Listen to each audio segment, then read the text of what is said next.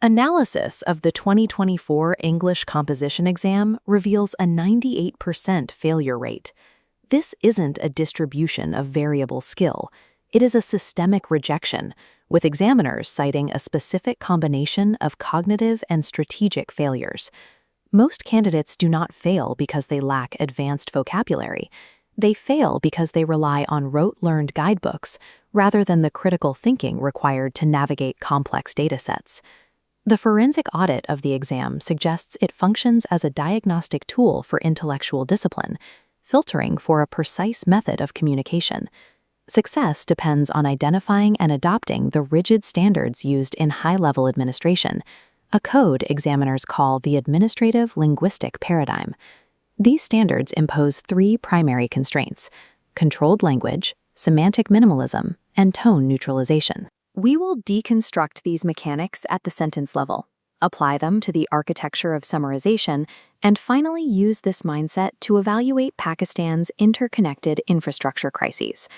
This process reveals why the English paper is designed as a mechanical filter, rewarding structural logic over academic ornamentation. Semantic minimalism is the mandate to use the minimal logical forms sufficient for comprehension. In the exam, the sentence correction section serves as a direct test of this requirement. Take this incorrect sentence. Having been perpetuated for centuries, the systemic inequalities are a form of structural violence that affect marginalized communities. The minimal correction principle dictates we fix only what is broken. The singular subject violence means the verb affect must become effects. Stylistic rewrites are penalized. The examiner's goal is to see if a candidate can maintain structural logic without altering the original intent or adding unnecessary words. This structural precision must then be paired with tone neutralization. The thunder rule demonstrates the difference between literal and formal registers. A literal translation often results in hyperbole, such as "the clouds were roaring." This is the incorrect register for official reporting. The correct English register is neutral. Thunder rumbled in the sky. Adopting this neutral tone is a prerequisite for objective reporting, ensuring that the facts are not obscured by emotional or hyperbolic language. Precis writing requires the mechanical extraction of invariant meaning from a complex text. Consider the 2024 passage on urban green spaces. It contains 241 words, but much of that is subjective voice, rhetorical drama, and illustrative examples. The examiner expects candidates to strip away first-person perspective and ornamentation.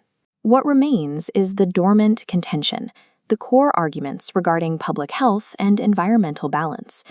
These core points are then compressed into an 83-word model solution, providing complete thematic coverage while reducing the original length by 2/3. Cohesive paragraphing and tone neutralization ensure that the final output has zero ambiguity. This mechanical discipline also dictates the reading comprehension section. Candidates must separate explicit facts from inferential logic, while following one absolute rule. Answers must stay strictly within the four corners of the text. Introducing external facts results in immediate mark deductions. This ability to derive meaning without external assumptions is what examiners define as administrative efficiency. These linguistic mechanics enable the shift from descriptive observation to structural policy evaluation. The examiner's core warning is clear.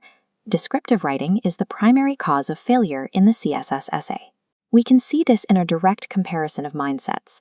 The journalist mindset focuses on high-level symptoms. Stating that inflation is high or people are suffering is a low-value observation that describes an event without explaining its cause. The analyst identifies the underlying mechanism. By noting that macroeconomic stabilization through import compression has triggered a crisis of human capital, the candidate provides a high-value structural evaluation. The journalist reports the news. The analyst diagnoses the systemic decay. This depth of evaluation is the primary differentiator between a mere student writing an exam and a capable officer shaping national policy. We apply this mindset to the actual challenges of national governance. The relationship between water, energy, and food provides a case study in systemic analysis. A journalistic view might suggest that Pakistan's water scarcity is an inevitable result of climate change or a growing population. The data shows that scarcity is primarily a symptom of governance failure. Agriculture consumes 95% of the nation's water, Yet half of that supply is wasted by an aging, unlined canal network. Seepage from these earthen canals causes the underground water table to rise aggressively, poisoning once fertile arable land with destructive white salinity. Compounding this is a water storage capacity that only holds a 30-day supply, far below the international standard. This mismanagement in the water sector flows directly into the energy grid. The failure to capture hydropower potential necessitates a reliance on expensive imported fuels, driving the multi-trillion rupees circular debt. These are not isolated crises. They are interconnected challenges that demonstrate the necessity of integrated structural reform. Clear, disciplined expression is the foundation of clear thinking. Internalizing these standards requires a rigid, daily strategic protocol. This protocol involves reading high-level editorials to internalize a formal tone, logging specific word usage, and using a sentence diary to identify and fix recurring grammatical patterns.